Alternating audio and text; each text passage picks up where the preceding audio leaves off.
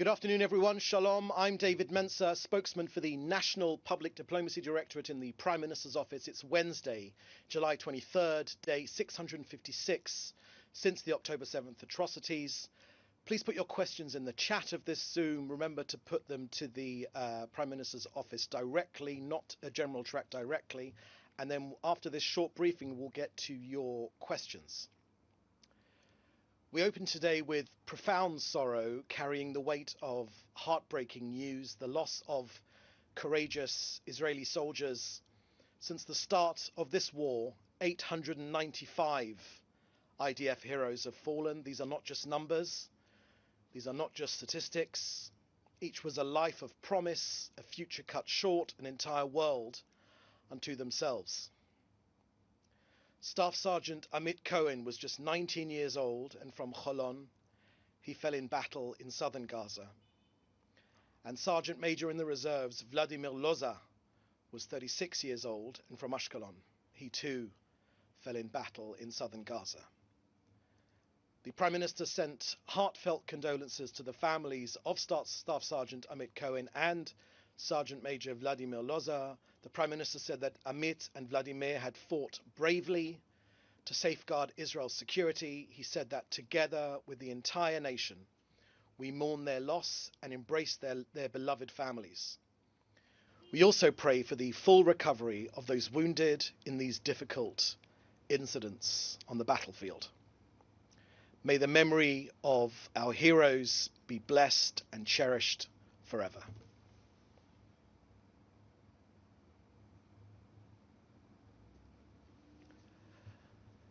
Next to the humanitarian situation in Gaza, let me start with the facts and not the fiction. In Gaza today, there is no famine caused by Israel. There is, however, a man-made shortage engineered by Hamas. Now, too often, the full story is not being told. This suffering exists because Hamas has created it. The suffering exists because Hamas has made it so. So here are the facts. Aid has been flowing into Gaza through two main channels. Firstly, through weekly food packages distributed by the Gaza Humanitarian Foundation, GHF, and secondly, through UN-coordinated shipments of raw materials for bakeries and communal kitchens. Israel facilitates this aid to ensure the aid reaches civilians directly without being intercepted by the terrorist organization. Now, these trucks carry food, they carry medicine, essential goods, and medical equipment, are entering continuously, including medical teams from international organizations, which continue to enter as well. Now, let's look at the scale of these trucks going in. I can share with you that COGAT, the body responsible for getting aid in, has between the 19th and the 22nd of July, that's between Saturday just gone and Tuesday, more than 4,400, that's 4,400 aid trucks have entered Gaza. And in the coming week, an additional significant volume of additional trucks will also enter. Now, on board these trucks have been food, of course, but also flour, baby food, 2,500 tons of it, and high-calorie nutrition for children. The American Aid Foundation, GHF, is providing essential assistance delivered directly to Gazans through its distribution centers. Just yesterday, GHF distributed more than 2 million meals to Gazans. That's 2 million meals distributed to Gazans in one day. And there were no unusual incidences. Now, since it began operations at the end of May, 1.4 million aid packages have been distributed by GHF. And that means that 87 million meals have been distributed by GHF in total. Now, we have asked the United Nations to stop opposing this activity and for the good of Gazans to work together so that it can continue safely.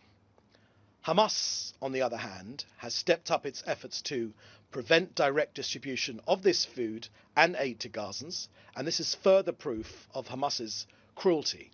It systematically endangers Gaza's residents, loots aid trucks, and tries to disrupt the functioning of food distribution centers, deliberately placing Gazans at risk of hunger. Now, next, this is very, very important.